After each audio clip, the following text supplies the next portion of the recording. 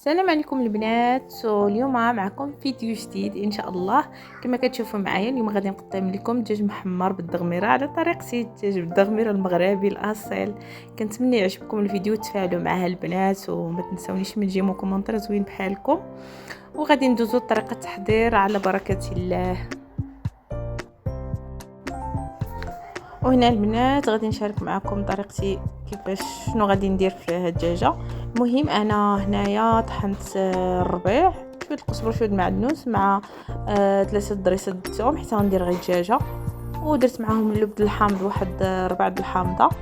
طحنت كلشي مع بعضياتو، ما شاركتش معكم الطريقه راه تمسحات ليا البنات. وهنايا ضفت شويه ديال الكركم، يعني الخرقوم البلدي، وغنضيف شويه ديال السكنجبير، ودرت دابا شويه الابزار على حسب الدراري، غندير غير شويه الابزار. وغادي نضيف الملح كيبقى على حسب الذوق. وغادي نضيف هنايا واحد دويمه ديال الزعفران، دويمه زعفران شعره. كيبقى كل واحد كيفاش الطريقه ديالو. وغادي نضيف واحد، انا ما عنديش هنا زبده مملحه، غادي ندير كنور ديال السمن، واحد طريف صغاور، حيت عندي غير دجاجه وحده وشويه كنور د الدجاج. وانتم كيبقى لكم الاختيار تزيدوا هاد الاضافات ولا ما تزيدوهمش. ونضيف واحد المعلقه د الهريسه ونخلط. من بعد غادي نخلط الشرموله ديالي كما كتشوف على هذا الشكل هذا. وغادي نجيب الدجاجه ديالي باش نشرملها، غادي نشرملها مزيان البنات، وندير ليها التشرميله في الوسط ديالها، ندير في الداخل ديال الفخه ديال الدجاجه باش كتجي لذيذه يا البنات.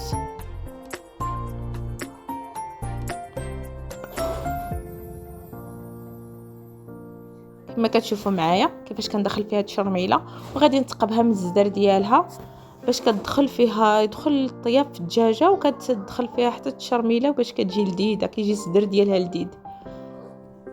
كنتمنى تعجبكم الطريقه ديالي البنات، وما تبخلوش عليا بجيمو كومونتير زوين بحالكم.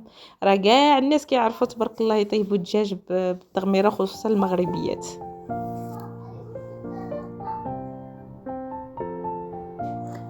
كما كتشوفوا معايا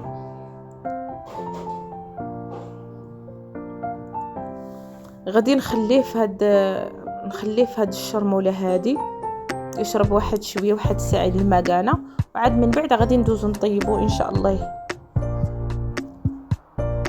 وانتما كيبقى على كل واحد وكيفاش.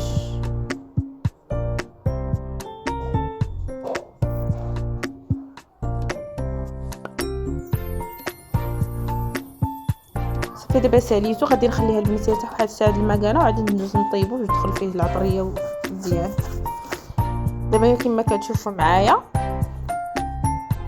من بعد ما دخلت فيه العطريه، دابا غادي ندوز باش نطيبو ان شاء الله. دابا البنات كما كتشوفوا معايا انا قطعت هنا واحد البصله كبيره وفرشتها هنا على هذا الشكل هذا. غادي ندير فوقها الدجاجه ديالي وغادي نديرها طيب.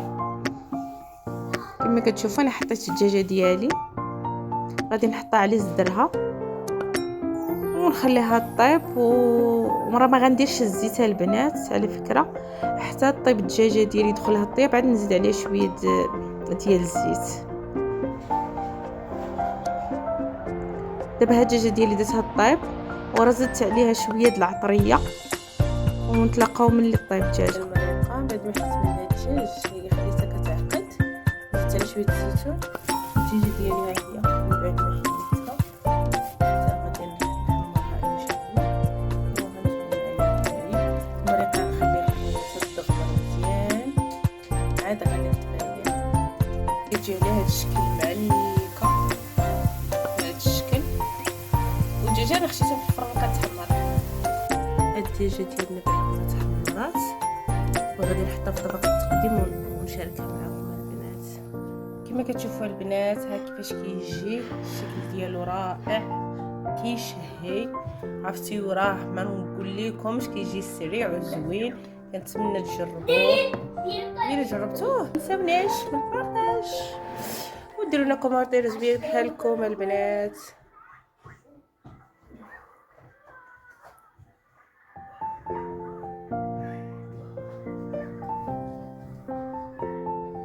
شفتوا يجي غزال يشهي.